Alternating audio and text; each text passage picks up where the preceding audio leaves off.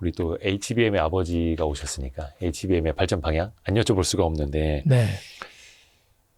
지금까지 나오고 있는 그 HBM으로도 부족하고 네. 앞으로도 병목 현상은 계속될 수밖에 계속 없습니까? 영원하리. 그러니까 폰 노이만 구조라는 컴퓨터의 구조 내에서 그렇습니다. 두 가지가 있는데요. 폰 노이만 구조라는 건 프로세서와 메모리가 지금 분리되어 있습니다. 네, 합치려고도 하지만 경제성이 없어요. 그 다음에는 뭐냐면 생성 인공지능이 트랜스포머 모델이라고 그래요. 네. 구글에서 나온 그거는 메모리 바운드라는 특징을 갖고 있습니다. 메모리 바운드요? 그러니까 계산기가 늦어서 느린 게 아니라 메모리가 늦어서 늦는 거다. 아하. 예를 들면 1초에 몇 장의 그림을 그려낼 것이냐. 이게 토큰 퍼 세컨드라고 보통 스루풋이라고 그러는데 예. 그거의 대부분이 메모리가 결정하고 있습니다. 다르게 말하면 지금 아마 젠슨 황이 내년부터 큰 고민에 빠질 텐데 자기네가 블랙웰 다음에 뭐죠? 루빈인가요? 파인만 예. 뭐 이렇게 하는데 네. GPU를 바꿔갖고 성능을 높이기 거의 한계에 가까이 온다는 거를 알아가기. 이것도 2027년에 저하고 만나서 또 얘기를 한번 해보죠. 젠슨 황이 지난 여름에 와서 삼성 이재용 회장하고 네. 치킨을 먹었단 말이죠. 네. 깐부 치킨 하면서 퍼포먼스를 했는데 마침내 젠슨 황이 왔어요. 안 올 것 같더니 왔는데 굉장히 뭐 껴안고 이랬어요. 그게 뭐냐면 HBM 좀 더 달라는 거거든요. 딴 데 주지 말고 우리만 줘라 이런 거거든요. AMD나 TPU에 주지 말고 우리만 주고 시장을 장악하는 방법으로 생각한 거죠. 근데 그때 받은 느낌은 기자들이 HBM 질문을 많이 하니까 왜 한국 기자님들은 HBM만 물어봐요 하고 이런 멘트가 살짝 있었어요. 그거 1, 2년 후에 반성할 겁니다. 왜냐면 GPU의 성능을 높이는데 거의 한계가 온 거예요. 그 GPU는 이제 병렬 컴퓨팅을 하기 때문에 계산기 코어라는 게 있는데 그게 10만, 100만 개 늘려야 되는데 메모리가 예, 그거 늘려도 성능이 안 들어간다는 거죠. 메모리에서 데이터 공급이 안 되기 때문에. 그러니까 화가로 따지면 네. 그림을 엄청나게 빠르게 그리는 화가 계속 발전하고 있는데 네. 옆에서 물감 짜줄 사람이 이걸 다 못 짜고 있는 없는 거예요. 거죠. 아니면 팔이 짧아서. 팔이 짧은 게 또 중요한 그 은유적인 표현입니다. 저 큰 대형 화를 그려야 되는데 그런데 처음에는 아름다운 그림 물감 빨리 공급 안 해줘 하고 짜증을 낼 텐데 이제 세상이 원하는 게 뭐 천장 벽화 이러면 목이 아파서 못하고 이럴 때 이제 대성당처럼 천장에다 그려야 되는데 물감을 저 밑에서 하나하나 짜고 있고 빨리 여기다 갖다 줘야 되는데 네. 그 팔이 짧으니까 이쪽 저쪽 가려면 또 시간 다 걸리고. 그게 왜 또 그러냐면 GPU의 사이즈, 칩의 사이즈를 늘리는데 한계가 있어요. 점점 커지던데요. 점점 커지는데 그 리토그래피라고 실리콘 원판보다 더 커질 수가 없어요. 레티클 사이즈. 그다음에 GPU 사이즈가 커지면 먼지 하나만 있으면 버려야 되는데 수율이 떨어지는 거예요. 근데 원판 하나 갖고 GPU 하나 만드는데 먼지 하나, 거기서 조금 작은 걸로 10개 만들면 먼지 하나 떨어져도 그래도 9개는 살잖아요. 그렇죠. 하나만 버리면 되는데. 이거는 커지니까. 그래서 HBM도 제가 크게 만드는 게 아니라 싸짜고 하는 게 또 거기에 또 다른 숨어져 있는 생각이 거기 들어가 있습니다. 하나하나 잘 만들어 놓고 검증하고 테스트하고 싸짜는 거죠. 전체 쌓아놓고 테스트하면 그때 하나가 16층 싼데 하나가 망가지면 전체를 버려야 되잖아요. 16층 다 버려야 되니까.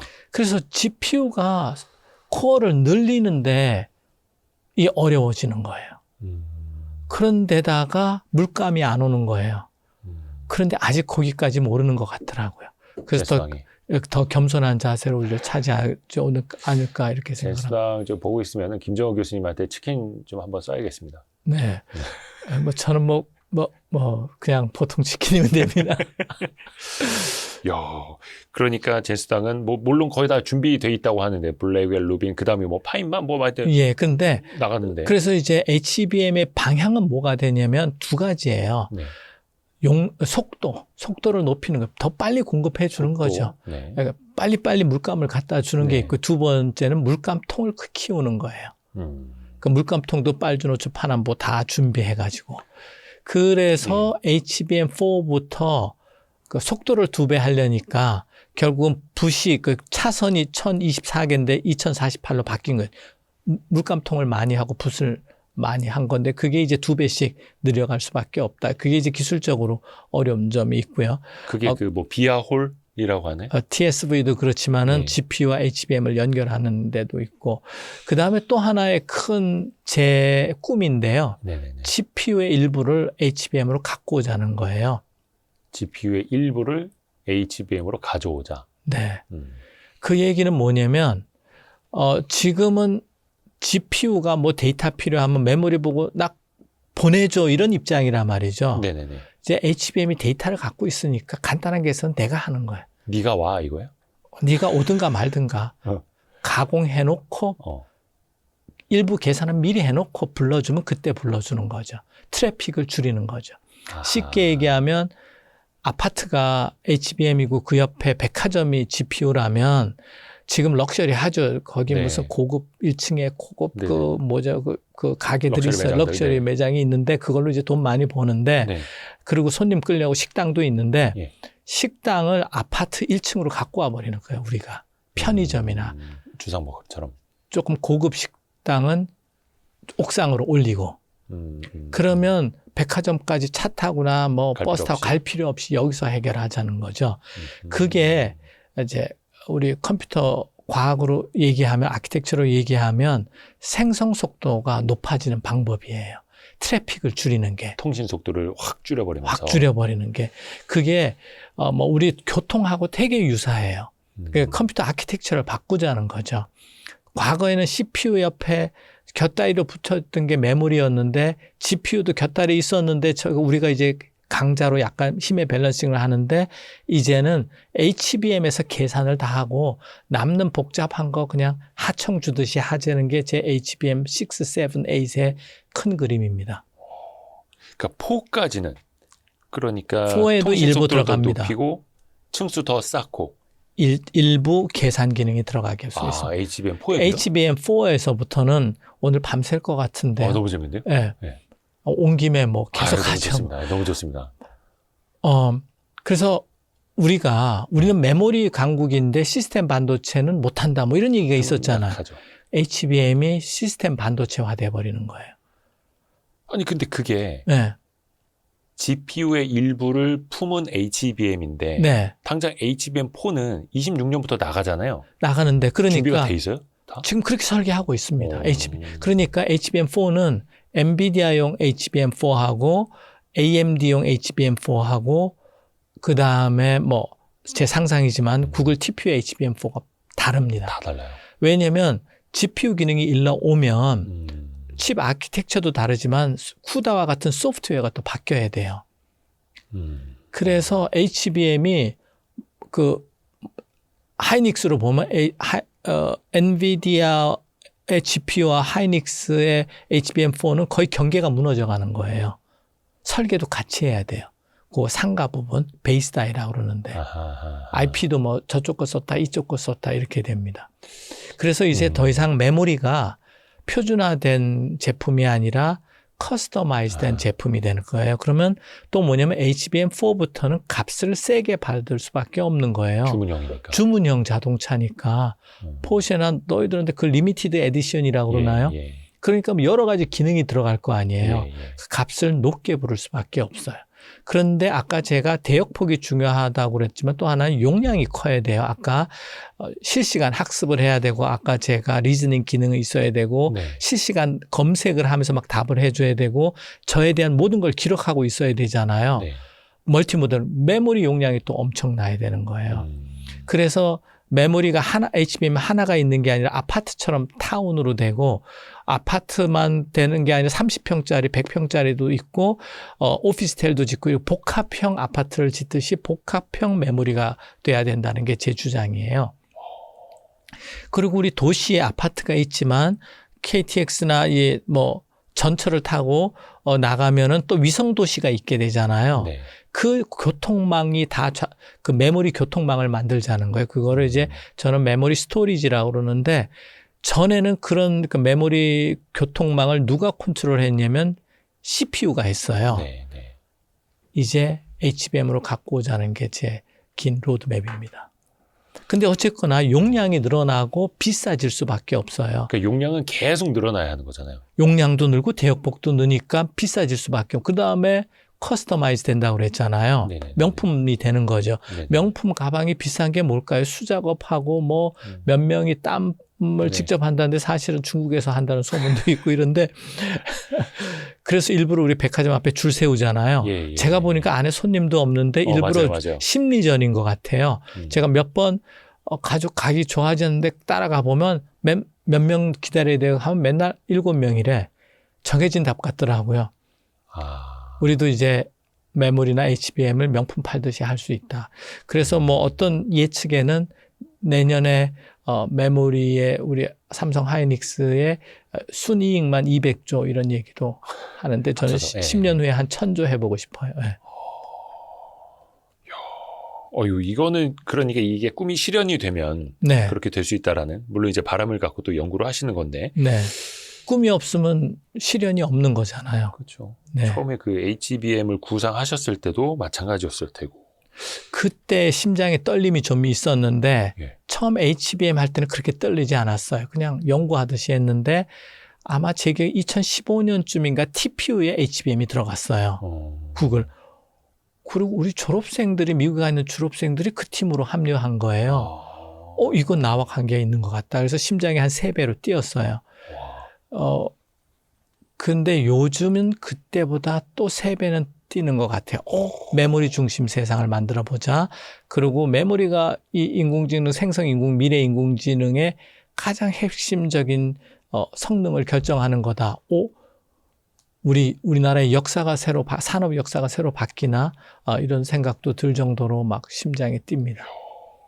이게 사실 우리나라 삼성전자, SK하이닉스 뭐 반도체 관련주 투자자분들도 네. 굉장히 주목을 하는 건데 네. 지금 그들이 보는 건 뭐 HBM4의 마진이 얼마나 높아지느냐, 용량이나 뭐 속도 얼마나 빨라지느냐 이거인데 네. 조금 더 넓게 봐야 하고 네. 이제 지난번에 나오셨을 때 이른바 김정호 룰 뭐 이런 것도 이제 그래서 김정호의 로, 네. 법칙 네. 이런 걸 네. 말씀해 주시면서 이제 HBM 용량이 뭐 2배로 두 간다 배씩 그랬나? 예, 이렇게 예, 늘어나는데 예. 이제 말씀해 주셨었는데 그거는 그냥 기본으로 깔고 가는 거예요. 예. 그런데 그건 이제 메모리의 속도와 용량 면에서 이렇게 그 로드맵을 짰던 건데 지금은 이제 아키텍처 상에서 또 그 미래 그림을 자체를. 그리고 그다음에 이제 AI 산업이 갖고 올 미래를 또 아까 우리 상상 얘기 많이 했잖아요. 네네네. 그런 그림 속에서 그러면 이런 HBM이 올 수밖에 없고 우리한테 이런 기회가 있다라는 이제 시나리오를 만드는 거죠.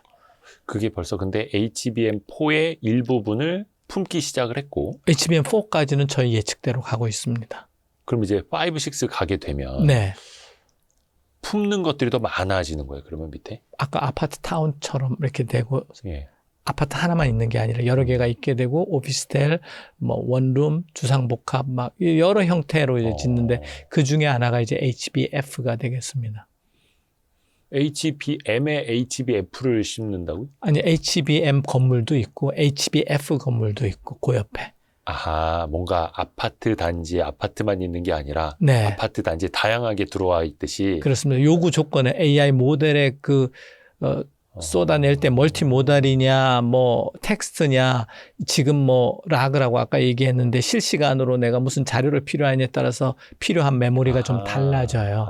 그래서 그때그때 불러오는 메모리를 다르게 이제 해서 미래 준비해 놓자 이러는 거죠.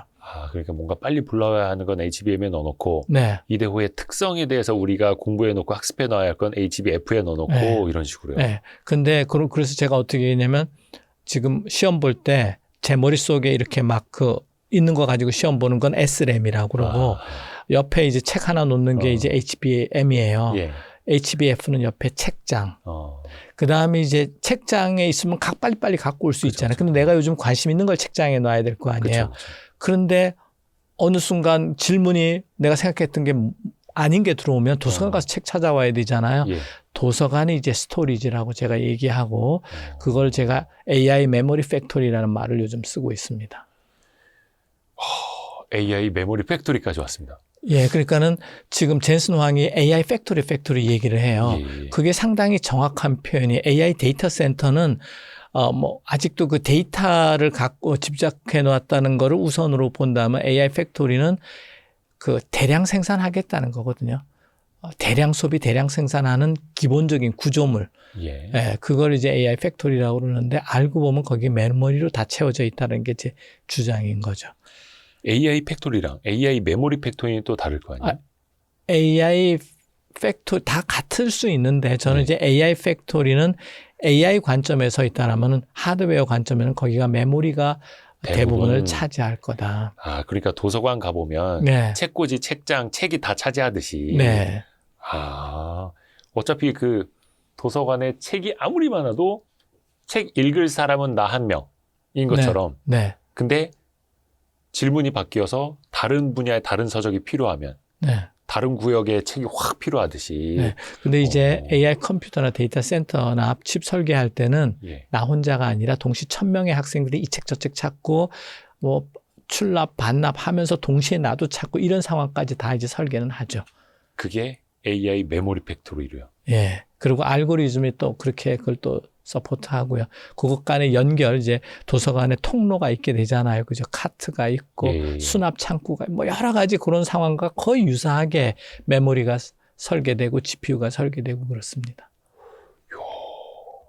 아니, 그러면 그게 앞에서도 메모리로 인한 병목 현상 네. 말씀을 해주셨습니다. 그러니까 GPU가 뭐냐면 빨라지더라도. 학생들이 도서관 가서 빨리 책 받아와서 예. 시험을 봐야 되는데 도서관 입구가 좁은 거예요. 그래서 학생들이 몇백 명이 줄 서 있는 상황, 그 이제 병목 현상이라고 이렇게. 아니, 왜냐면 요즘에 그 하도 AI 버블 논란이 많이 되고 네. 있는데 그런 뭐 하이퍼스케일러들이 얼마나 천문학적인 투자를 지속할 수 있을 것인가 이것도 이야기가 나오는데 네. 근데 AI 시대가 훨씬 더 많이 고도화되고 수요가 많아지면은 거기에 따른 메모리는 당장 지금도 쇼티지고 지금도 병목 현상이니 그렇습니다. 이게 그래서 계속될 수밖에 지금 없다는 거예요. 그러니까 AI를 그 서비스를 아까 그 생태계를 만들려면 돈이 많이 투자돼야 되는데 예, 예. 일단 GPU 값도 비싸기도 하고 네. 그다음에 전기 발전소를 지어야 되잖아요. 그렇죠. 그러니까 돈이 많이 드니까 과연 이 정도 투자에 대한 돈이 리턴이 돌아올 것이냐 이런 이제 회의적인 시각 때문에 이제 버블론이 나오는 거고요. 네. 그래서 이제 그 버블을 깨려면 아까 제가 생태계를 만들어야 되고 에이전트 시스템을 만들어야 된다 이러는데 네. 지금 주로 돈 드는 거는 GPU하고 전기 발전소인 것 같아요. 근데 미래에는 메모리 비용이 더 클 수도 있다라는 게 제 주장이고 그렇게 만들자라는 게 제 주장입니다. 그걸 이제 메모리 센트릭 컴퓨팅이라고 제가 부르기도 하는데요. 아니 그러면 GPU 또 에너지 비용보다 더 많은 돈을 메모리에 쓸 수밖에 없을 것이다 혹은 아니, 쓰도록 해야 한다는데 하자라 의지를 그러면 그 메모리에 예. 넣을 게 있어야 되잖아요. GPU도 넣을 수도 데이터, 있고 아니, CPU. 데이터 측면에서 보면 얼마 네. 전에 일론 머스크는 그 얘기했더라고요. 뭐 네. 인류가 갖고 있는 대부분은 이미 AI 학습이 끝났다. 근데 학습이 아닌 것 같은데. 학습이 끝나고 저에 대한 메모리 얼마나 갖고 있을까 일론 머스크가. 개인화라는 또 개인화 한다면 그 다음에 실시간화가 또 있어요. 지금 바로 전에 지금 뭐 했는지까지 하려면 그리고 그분 동영상까지 생각했는지 잘 모르겠습니다. 그리고 아무리 도서관에 책이 많아도요. 제가 시험 볼 때 옆에 쌓아놓고 도서관 갔다 오면 10분 걸리면 1시간짜리 시험에 볼 수가 없잖아요. 그러니까 내한테 또 가까이 있는 메모리도 필요하고 멀리도 필요한 거예요. 이렇게 이해하면 될까요? 인류의 역사 뭐 해봐야 몇천 년인데 네. 곱하기 80억 명? 네. 80억 명 나 한 명 한 명의 역사 뭐 이럴 수도 있고 물론 이제 다 뭐 몇천만 년 사는 거는 아닙니다만 100년씩만 살더라도 1초마다 한 장씩 찍는다 이렇게 생각하면 그러네. 더 디테일한 오늘의 기록, 오늘 일기 안에도 여러 가지 사건들이 있고 네. 하면 네. 그걸 또 영상으로 영상으로 그다음에 만든다라고 하면 우리는 인간은 죽지만 그 기록은 계속돼야 되면 또 계속 쌓이겠죠. 지금의 인구가 20억이라도 몇 세대 지나면 제가 좀 상상력이 과한가 싶기도 한데 요즘 뭐 하여튼 번개 치듯이 막 이러지 않을까 이러질까 하는 거는 생각이 매일 막 부글부글 끓어요. 근데 이런 공적인 유튜브에서 이렇게 얘기하면 기록이 남잖아요. 10년 후에도 남잖아요. 전문용어로 박제라고 합니다. 네. 그 두려움이 좀 없어요. 그러니까 어떻게 보면 용감한 건데 과감하다고 볼 수도 있고 위험하고도 볼 수 있는데 야. 현재의 심장은 제가 우리 기자님하고 오늘 얘기한 거 있잖아요. 그 방향으로 가는 것 같아요. 그러네요. 그게 다 하나하나 개인화되어 가고 있고 예를 들어서 그럴 수 있죠. 이대호는 100년도 분명히 못 살겠으나 네. 150년 뒤에도 이대호가 진행을 하고 있는 걸 AI로 해낼 수가 있고 가능하잖아요. 그렇게 될 테고 네. 그게 또 데이터고 그 용량이고 평소 때 표정, 목소리 다 그대로 재생하면 되죠. 요 모습 그대로 남겠습니다. 한 150년, 한 500년만 예, 여러분 질리지 마시고요. 그러니까 인류 역사가 역사책이 바뀌는 거 아니에요. 요즘 이제 뭐 어떤 고대사 이론이 이제 뉴스에 많이 나오던데 그게 진실이냐 아니냐 역사학자들 공부해야 된다라는 또 요구도 있지만 또 하나는 그게 실증적인 자료나 증거가 있어야 되는 거잖아요. 네네네. 그런데 어쨌거나 역사도 상상력과 뭐 과학과 여러 개 합친 것 같아요. 그렇지만 하여튼 기록이 중요하잖아요. 근데 우리 실시간 매 초마다 기록이 그대로 나오면 네. 역사책도 AI가 써도 될 것 같은데요. 요즘에 그 회사도 되게 뜨고 있다 하더라고요. 동영상을 검색해주는 회사인데 네. 동영상 안에서 어떤 행동이 있었는지까지 검색이 되는 예. 그런 기술들. 우리가 옛날 같으면 그런 비디오 그 편집하려면 VCR 막 돌려가면서 밤새서 해. 그 자료 그림 찾는 거 진짜 힘들죠. 지금 뭐 아카이브로 돼서 어쩐지 모르지만은 탁탁 몇 년도에 무슨 사건 찾으면 금방 찾아낼 거 아니에요. 근데 그 작업을 AI가 다 해주면 그래서 뉴스 만들기나 보도 자료 다큐멘터리 만들기가 뭐 최A급은 모르지만 웬만한 거는 쉬워지겠죠. 네.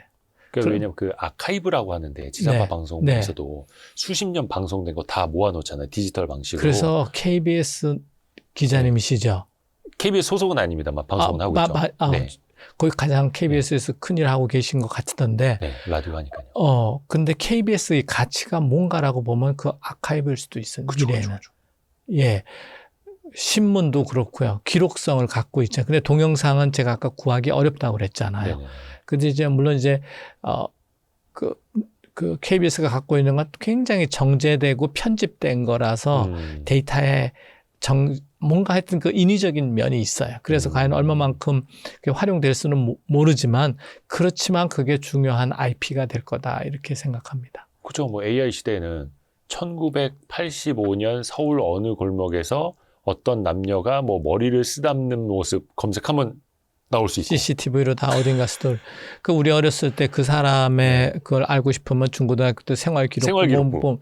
근데 그 뭐 24시간 실시간 생활한 거 아기 때부터 다 나오면 이건 여기부터 또 갑자기 제가 상상력의 영역으로 가는 건데 그래서 이 AI로 세계를 만들겠다고 하는 것 속에는 데이터도 반도체가 필요하고 GPU도 반도체가 필요하고 그래서 알고리즘도 메모리 중심으로 될 수밖에 없지 않느냐 하는 생각인데 꿈을 그렇게 꿔봅니다. 데이터 양이 어마어마하게 늘어날 수밖에 없을 것이고 심지어 알고리즘마저도 메모리 중심으로 돌아가요. 메모리를 들쓰는 알고리즘을 자꾸 개발하는 거죠.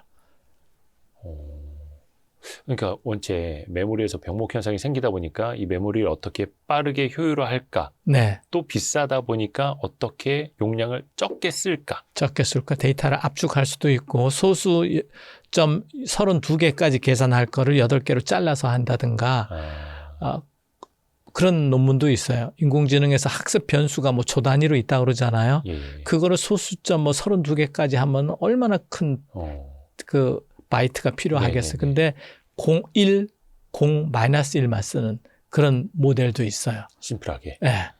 그러니까 뭐 복잡한 거 빼놓고 정수화만 하는 거죠. 그러니까 제가 그거 아닙니까? 그러면 엄마 학교 다녀왔습니다. 그러면 엄마 학교 다녀왔까지만 말해. 네. 씁니다. 다 집어. 그래서 이거 다 데이터야. 그렇게 메모리가 주는 거고 병목상에 주는 거죠. 그런 식으로 알고리즘도 메모리 입장에서 자꾸 바라볼 수밖에 없다. 이렇게. 오, 재밌다. 아니, 그러면 그거는 또 메모리 산업에는 수요가 조금 제한되는 안 좋은. 근데 멀티모달로 가면 또 더 절대적으로 많아지죠. 아까 리즈닝이라고 그랬잖아요. 수학 잘 풀려고 하면 요즘 AI가 수학 잘 풀잖아요. 그렇죠. 글로 가면 그렇게 또 간단하게 뭐 밥 먹었니 답하는 거 정도는 괜찮아요. 엣지에 들어가는 NP용은 괜찮아. 그런데 깊은 논리적인 사고를 해야 되고 문제를 풀어야 되고 설계를 해야 되고 이런 영역으로 가면 이제 또 메모리가 커진다. 요즘에 그래서 그 엑셀 좀 어려워하시는 분들이 네. 엑셀 산식이 하는 거 어려우니까 네. 그냥 GPT나 네. 제미나이 넣어서 계산해달라고 하는데 요즘에 되게 잘하더라고요. 네. 그게 또 메모리가 좋아져서 그런 것도 있는 거예요? 뭐, 그 리즈닝 아까 그러니까 그 논리적인 훈련이 잘 돼서 그런데 그거 하려면은 메모리가 더 결국에 또 필요합니다. 거기서 불러와야 되니까. 예, 불러와야 되고 학습할 많은 때도 숫자들을. 필요하고. 예. 재밌습니다. 그래서 메모리는 절대적으로 커질 수밖에 없고 아까 그 HBM 이야기하다 여기까지 왔는데 혹시 머릿속에 5, 6, 7, 8 어디까지 있어요? HBM? 8까지 하고 있습니다. 그래서 9을 제가 거의 그냥 메모리 센트릭 컴퓨팅 저는 지금 8까지는 소프트웨어는 쿠다 같은 소프트웨어는 안 건들고 예. 하드웨어적인 입장인데 뭐 하여튼 GPU 그러니까 지금 이렇습니다. 우리가 프로그램을 짜면 CPU가 오케스트라해서 프로그램 돌리고 계산하는 것만 커넬이라고 그래서 또 다른 명령으로 GPU한테 넘겨줍니다. 예. 그러면 GPU가 계산하다가 데이터가 필요하면 이제 컨트롤 시그널을 보내서 HBM에서 받아와요. 굉장히 계층적인 구조예요. 그러니까 두뇌는 CPU에서 많이 갖고 있고 열일은 GPU하고 메모리가 하는데 CPU 기능까지 넣어보자. 아까 제가 GPU 기능도 넣자고 그랬잖아요. 예. CPU 기능까지 HBM에 넣어보고 싶은 생각입니다. CPU까지. 네. 그게 HBM 몇? 한 8이나 9 정도로 상상을 하고 있습니다. 한 20년쯤 후에. 아, HBM8은 20년 후. 그렇죠. 물론 이제 HBM2, 2E, 뭐 3, 3. 하나가 한 3년씩 걸린다고 보면, 네. 아, 교수님 오래 사셔야 되는데. 네. 그 노벨상 건강해져. 받으실 때까지. 아니, 노벨상은 아니고. 노벨상을 생존하는 사람만 주더라고요. 그런데 제가 노벨상보다는 이런 상상, 제가 세종대왕하고 이순신 장군을 너무너무 존경하는데 네. 얼마나 창의적이에요. 한글을 만들어서 지금 그쵸, 우리가 그쵸, 있게 됐잖아요. 그렇죠. 거북선도 그쵸. 일반전 배와 달리 철갑선으로 만들어서 왜군이 올라타지 못하게 하게. 진짜 상상의 포로 영역이었죠. 이렇게. 그게 우리를 지켰잖아요. 그럼 지금쯤 뭐 해보고 예. 그런데 제가 이런 방송에서 이런 얘기하는 거는 제가 꼭 해낼 수 있다는 것보다 이런 생각을 자꾸 공유함으로써 우리가 기술적으로나 역사적으로 문화적으로 이제 우리가 주도하는 세계 한번 만들어 보자. 그런 메시지를 주고 싶고 AI가 그 기회를 주는 거 아니냐 이렇게 생각하는 거죠. 그러면 결국에는 삼성전자나 하이닉스가 네. NPU 같은 것도 메모리 안에 넣으려면 네. 설계를 또 해야 하고 있거나 같이 하고 있죠. 예. 뭐 남의 거 다 사다 써서 갖다 놓으면 결국에는 자기 심장은 아닐 수도 있고 하니까. 그러니까 양면성이 있는 거죠. 거기 베이스 다이라고 그러는데 그 하이닉스가 엔비디아하고 같이 설계한단 말이죠. 네네. 잘못하면 그냥 땅 다 내주는 꼴이 될 수 있죠. 야, 너네 못하니까 야, TSMC한테 맡길 거야. 가져와. 이럴 수 있고. 이럴 수가 있고. 그러니까 철저한 그 메모리 쪽과 관련되는 통신, 제어 이런 쪽은 절대 내주면 안 됩니다. 그러니까 공존하는 거죠. 그러면 삼성은 브로드컴이나 구글하고 그렇게 하고 있을 것 같습니다. 아니면 AMD하고. 그러면 철저하게 협력은 하지만 내가 힘이 갖고 있어야 되는 거죠. 이거는 못 내줘. 못 내줘 하는. 그게 저는 메모리 그 중심 체계라고 보는 거죠. 그 뒤에 HBF도 하고 SSD도 붙이고 통신하는 회로는 거기 건네주지 말고 우리가 가짐으로써 우리가 주도권을 가져야 된다는 거죠. 아니 근데 그게 현재 혹은 과거까지는 네. 종합 패키징은 아니면 이제 뭐 코어스 네. 이런 거는 TSMC에서 하니까 너희는 HBM만 공급해. 그게 이제 하이닉스, 이거였잖아요? TSMC, 엔비디아의 협력 모델이고 협력이었는데. 삼성전자는 만약에 구글이나 브로드컴이나 AMD하고 한다면 그 파운드리하고 패키징, 코어스 같은 패키징, HBM을 다 토탈 솔루션으로 제공하는 해줄 거죠. 수 있겠죠. 그러면 나아가서 뭐 하이닉스 입장에서도 이제 거기는 뭐 파운드리는 없습니다만 네. 기존의 메모리 만들던 곳에서 네. 라인 몇 개는 네. 완성된 HBM 가지고 자 여기 밑에 베이스 다이는 뭘로 붙입시다. 근데 이것도 우리가 그거 HBM1에서는 그렇게 한 걸로 알고 있어요. 근데 HBM 아마 3인가 4부터는 베이스 다이의 성능이 굉장히 좋아야 되잖아요. 그러니까 메모리 공정으로 안 돼요. 그래서 파운드리 최신 공정으로 갈 수밖에 없는 그래서 TSMC가 하고 있을 겁니다. 아이디어는 있으나 이걸 실현할 수 있는 뭐 공장도 있어야 되고 기술력도 있어야 그걸 파운드리 되니까. 공장이라고 그러죠. 그럼 예. 또 하이닉스가 그건 없으니까 조금은 그러면 불리할 수. 예, 불리하지만 어쨌거나 아직까지는 그 위에 있는 메모리는 예. 딴 회사가 못하고 가장 성능이 좋으니까 그건 이제 장점. 그래서 이 협업 체계라는 게 언제라도 자기가 그 실력이 없으면 주도권을 놓치게 되는 그런 겁니다. 너네는 여기 껴들지 말고 그냥 저 메모리나 공급해. 이렇게 그게 돼버리면 PC 큰일 나는. 시대의 메모리였던 예. 거거든요. 범용. 예. 값싸게 빨리 만들어주는데 예, 그런 데를 선호하고 이렇게. 근데 이제는 앞에서 말씀해 주신 것처럼 주문형 메모리 시대로 가면은 네. 메모리 업체가 이제 주도권을 잡을 수 있다라는 건데. 잘 볼 수 있는 기회가 오는 거죠. 근데 결국 중요한 건 다시 한번 설계와 생산 능력까지 올라와야 한다는 거니 예, 설계가 어렵겠네요. 미래에는 소프트웨어까지. 예. 소프트웨어까지 쿠다 네. 같은 거. 예. 그러니까 우리가 지금도 잘해 왔지만 여기 멈출 수가 없는 거죠. 끊임없이 도전하면서 그런 분야를 이제 보완을 해 나가야 되겠습니다. 물론 그 메모리 반도체만 잘 만들고 그걸 잘 쌓아 올리는 것도 되게 힘든 일인데. 그렇습니다. 그동안에 전 세계에서 할 수 있는 나라가 메모리 그쵸. HBM 만들 수 있는 나라는 우리나라밖에 없다면 마이크론 일본이 있습니다만은. 아니 근데 그 업체들이 우리가 시스템 반도체가 많이 약하다는 소리를 들었던 것처럼 네. 그 설계라든지 네. 지금 우리가 파운드리도 대만보다는 되게 약하고 네. 생산이라든지 네. 소프트웨어 생태계도 되게 좀 없고 네. 혹은 약하고 못하던 거를 이제 해내야 한다라는 거 보면 이게 사실은 그래서 더 쉽지는 않고 현재까지만 보면 뭔가 불가능에 도전해야 하는 것처럼 보이거든요. 지금까지도 불가능한데 여기까지 온 거 아닌가요? 80년대 처음 메모리 뭐 1메가, 4메가 시작할 때로 이렇게 보면 예. 그래서 우리가 삼성전자와 SK 하이닉스를 진짜 국민적으로 성원을 해줘야 됩니다. 국가적으로도 그렇고. 혹시 네. 또 같이 연구 개발하시니까 네. 산업계에서 그런 준비하는 좀 동향들이 있나요? 제가 그렇게 많이 떠듭니다. 미팅할 때. 그런데 이제 기업은 또 HBM4도 당장 해야 되고 하니까 8, 90% 노력은 거기에 있고요. 그렇지만 뭐 한 달에 한 번 만나서 세미나하고 토론하고 이러거든요. 서로 생각을 주고받죠. 근데 이제 일단 급한 일부터 먼저 하고 특히 삼성 같은 경우는 이제 HBM4에서 이제 빨리 앞서가야 되니까 거기 집중은 하는데 아마 특구는 다 있지 않을까 이렇게 생각합니다. 그럼 전 10번이면 100번이나 계속 얘기하려는 그런 생각 가지고 있죠. 네. 그렇죠. 근데 뭐 10여 년 전에 HBM에 대해서 이렇게 그냥 물음표만 던졌던 그 시절도 사실은 있었으니까 네. 지금 우리가 HBM8을 이야기하는 게 어떻게 보면 그냥 공상하는 것처럼 보이겠으나 그 네. 시대는 온다는 거죠. 저는 그렇게 믿는 거죠. 그래서 승자가 나올 거고. 그래서 제가 이제 HBM 로드맵 발표회를 했어요, 작년에. 네. 예. 그런데 그걸 이제 제가 과감하게 유튜브에 다 올렸어요. 자료는 PPT는 다 영어로 돼 있지만 한글로 했는데 네. 그걸 전 세계 회사들이 다 봤더라고요. 왜냐? 그리고 투자 회사들이 또 많이 연락이 왔어요. 네. 전 세계 큰 그 주식 투자하고 이런 회사들이 있잖아요. 네네네. 그래갖고 한두 개 회사하고는 컨퍼런스도 해서 삼성전자 하이닉스 주식 좀 사라고 제가 얘기 많이 했는데 그래서 지금 좀 올라지 않았냐 싶기도 한데 근데 그쪽의 기본적인 반응은 처음에는 뭐 기업도 아니고 엔비디아도 뭐 질문이 이런 게 있는 거예요. 엔비디아하고 협의했냐고.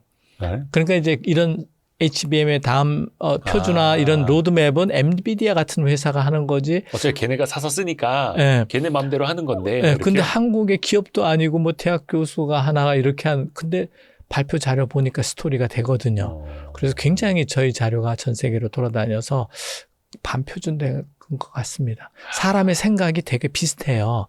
먼저 화두를 던지면 되고요. 우리 학생들이 그것도 증명하는 논문을 쓰고 이러면 조금씩 그 길로 오지 않을까 이렇게 해서 제가 아까 메모리 센트릭 컴퓨팅도 그런 식으로 이제 세계를 한번 사람의 생각과 발상은 먼저 하는 사람이 최고 아닌가. 그리고 저는 외국 기업들한테는 조금만 가르쳐주고 삼성 하이닉스하고는 자주 얘기함으로써 요 중심을 이제 우리나라로 끌고 가려고 하는 건데 그래서 내년에 초에는 이제 HBF에 대해서도 발표할 예정이에요. HBF는 낸드 플래시를 쌓는 건데 네. 그것도 이제 자료를 어디다 올리면 아마 전 세계 회사들이 생각이 바뀌지 않을까 이렇게 생각하고 있습니다. 요거는 카이스트 그 유튜브 채널 이름 뭐죠? 무슨 랩스인데 까먹었습니다. 테라랩. 테라랩 그 유튜브에 또 있습니다. 네. 근데 그냥 제 생각인데요. 와이스트리트에서 같이 대답 나누시는 게 훨씬 재밌긴 합니다. 거기서 그래서 거기 너무 전문적이다 보니까 독자들을 끌려고 예. 딥시크 때 분석할 때는 우리 엄마도 이해하는 딥시크 뭐 이렇게 맞아요, 제목을 맞아요. 붙였는데 네. 댓글이 나도 모르겠다 뭐 약간 조크로 그래서 저도 예. 그거 봤거든요. 근데 좀 어렵긴 했습니다. 저 이제 카이스트 근처도 못 가가지고 좀 어렵기는 근데 했습니다만. 또 들어가 보면 전문가들이 보면 일반적인 그쵸. 내용이긴 합니다. 그래서 예. 또 그걸 또 이제 맞춰주는 것도 어려우신데, HBM 로드맵. 이것도 이제 또 교수님은 애국심을 갖고 또 하시는 거니까 우리 기업들이 또 언젠가 이걸 또 실현해 우리의 줘야 문화, 되고. 기술 문화를 이제 빠른 추격자에서 이제 우리가 리딩하는 사례로 만들고 싶은 그런 게 있습니다.